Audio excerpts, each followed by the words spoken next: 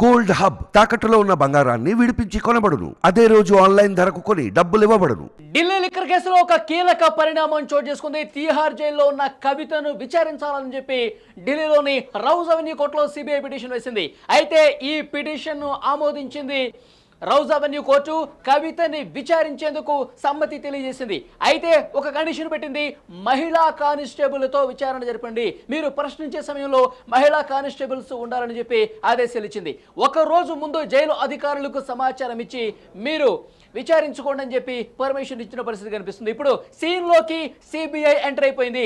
ఇప్పటి వరకు మనం చూస్తున్నాము, మనీ లాండరింగ్ కేసులో అరెస్ట్ అయ్యారు కవిత, తీహార్ జైల్లో ఉన్నారు. 10 రోజుల పాటు కస్టడీలో పూర్తిగా ప్రశ్నించి కీలక ఆధారాలు సంపాదించి ఈ కేసులో పూర్తిగా కవిత ఇన్వాల్వ్మెంట్ ఉందని చెప్పి బలమైన ఆధారాలు ఇప్పటి వరకు ఈడీ సేకరించింది.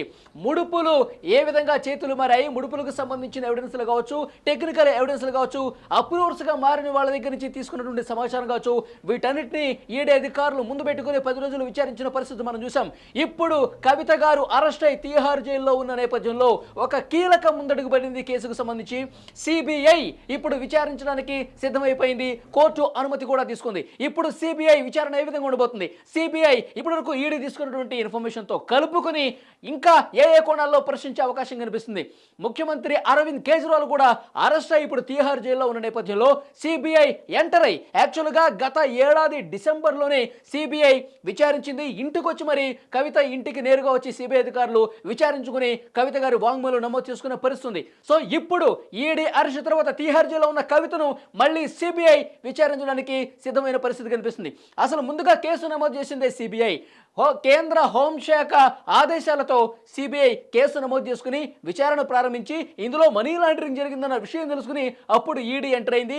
ఈడీ దర్యాప్తులో భాగంగా కవిత గారిని అరెస్ట్ చేసింది. ఇప్పుడు సిబిఐ ఇన్వెస్టిగేషన్ ఏ విధంగా ఉండబోతుంది, ఇక కవిత గారు పూర్తిగా కూరుకుపోయిన పరిస్థితి ఉందా, కవిత గారికి జైలు నుంచి బయటకు వచ్చే అవకాశం లేదా, ఇప్పట్లో బెయిల్ వచ్చే అవకాశం కూడా లేదంటే అవుననే సమాధానం వస్తుంది. దీని గురించి కొంత అనాలిసిస్ చేసే ప్రయత్నం చేద్దాం. పొలిటికల్ ఎడిటర్ కట్టా కార్తీక్ న్యూస్ రూమ్ నుంచి లైవ్ లో సిద్ధంగా ఉన్నారు. కట్టా కార్తీక్, సిబిఐ కూడా పర్మిషన్ వచ్చేసింది, జైల్లో ఉన్న కవితను విచారించేందుకు అనుమతి కూడా కోర్టు నుంచి తీసుకుంది. ఎలా ఉండబోతుంది, ఇప్పుడు పరిణామాలు ఎట్లా మారబోతున్నాయి? రోజు రోజుకి జరుగుతున్న పరిణామాలు కవితకు ప్రతికూలంగా ఉంటున్నాయి. ఇప్పటికే ఈడీ కస్టడీ ముగించుకొని రిమాండ్గా తిహార్ జైల్లో ఉన్నటువంటి కవితకు ఇప్పుడు సిబిఐ ఎంటర్ అయింది. అసలు ఫస్ట్ మీరు చెప్పినట్టే ఈ కేసుని ఫస్ట్ డీల్ చేసింది సిబిఐ అని కేసు నమోదు చేసింది. తర్వాత మనీ లాండరింగ్ జరిగింది ఈ మొత్తం విషయంలో అని తెలిసిన తర్వాత ఈడీ ఎంటర్ అయింది. ఢిల్లీ లిక్కర్ స్కామ్లో కవిత రోజు రోజుకి గట్టిగా ఇరక్కపోతుంది, తప్పించుకోలేని పరిస్థితిలో పడిపోతుందని చెప్పుకోవాలి. ఇప్పటికే బలమైన సాక్ష్యాధారాన్ని ఈడీ సేకరించింది. ఈవెన్ కవిత మధ్యంతర బెయిల్ అప్లై చేసుకుంటే నేను కోర్టు ముందు వాదనకు వచ్చింది. కోర్టు మీద వాదనకు వచ్చినప్పుడు కవిత వర్సెస్ ఈడీ ఎంత బలమైన వాదనలు జరిగాయో చూసాం మనం.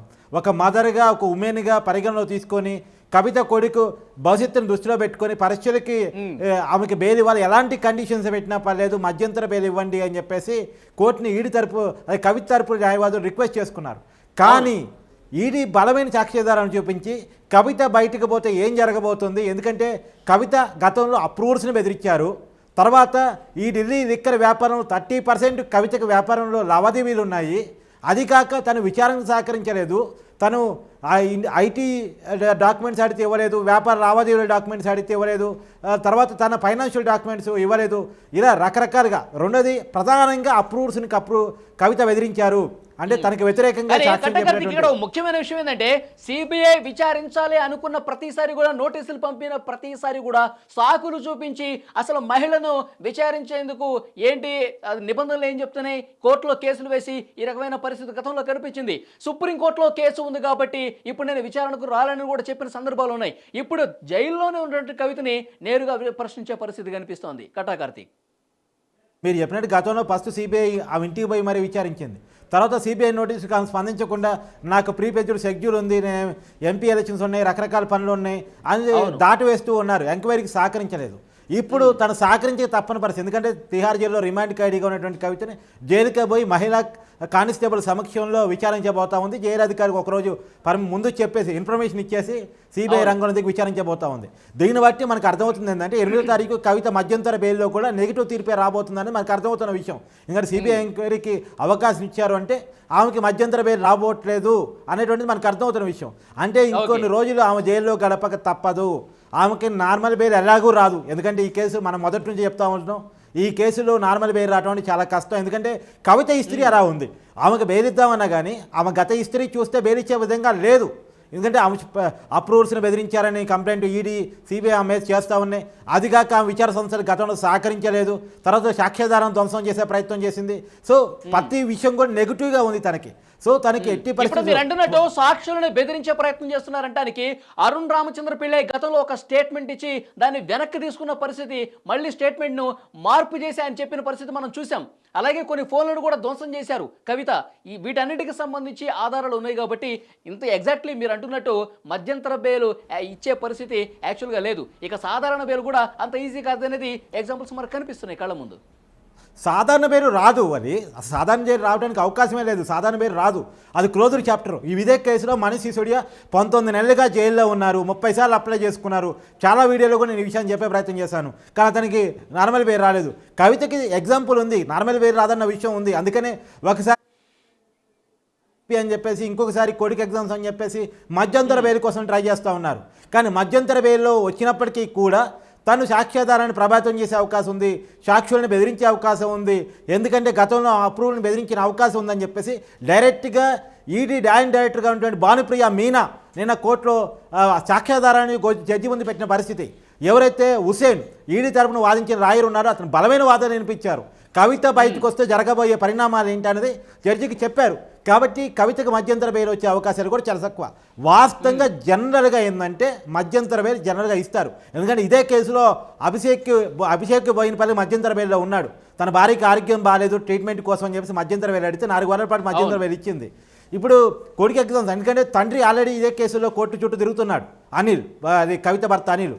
కాబట్టి ఇక తప్పదు, కవితకు కుమారుడు ఎగ్జామ్స్ కోసం పర్మిషన్ ఇవ్వచ్చు.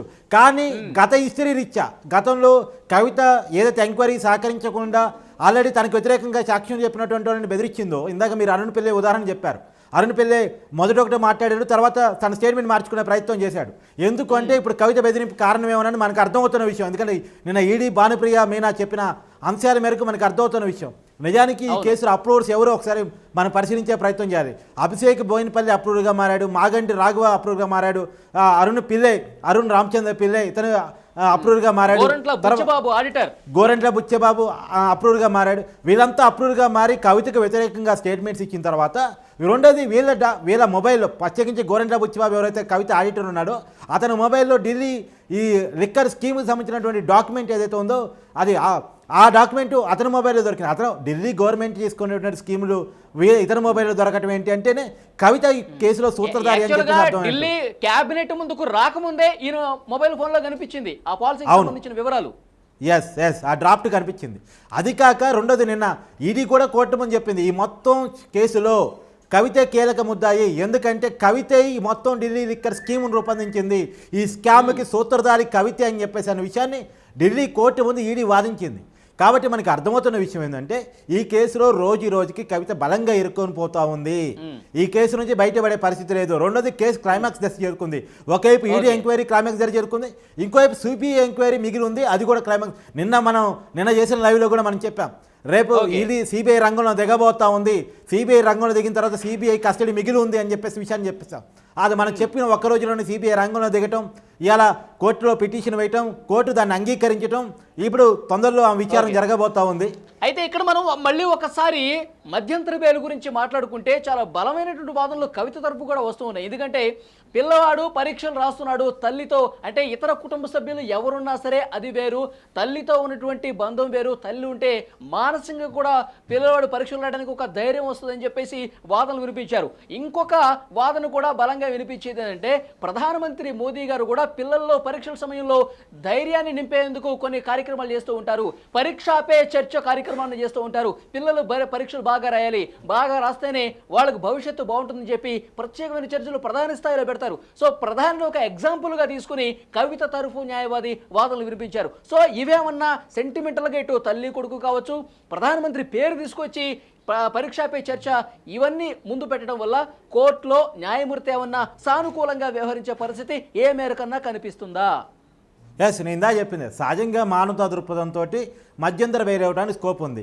కానీ కవిత హిస్టరీని పరిశీలించి ఆ స్కోప్కి అవకాశం లేకుండా పోయింది.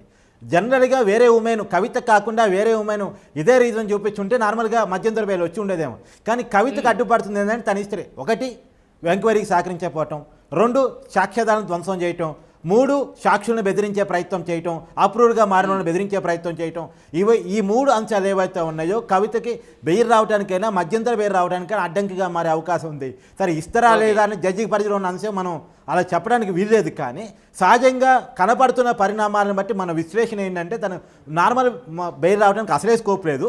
మధ్యంతర అవకాశం ఉన్నటువంటి మధ్యంతర బెయిల్ రావడానికి కూడా అవకాశం లేకుండా కవిత చేస్తలు కవిత గతంలో కవిత బిహేవియరే కవితకు మధ్యంతర బెయిల్ రాకుండా అడ్డుపడుతుంది అనేటువంటిది మనకు అర్థమవుతున్న విషయం. సో ఇంతకుముందు మీరు చెప్తున్నటువంటి హిస్టరీని కూడా ఒకసారి మనం పరిశీలిస్తే కటా కార్తీక్, ముఖ్యంగా సిబిఐ గతంలో చాలాసార్లు నోటీసులు పంపించింది, సరిగా రెస్పాండ్ కాలేదు. ఇప్పుడు ఈడీ కూడా 10 రోజుల కస్టడీలో కూడా సరైన సమాధానాలు ఇవ్వలేదు.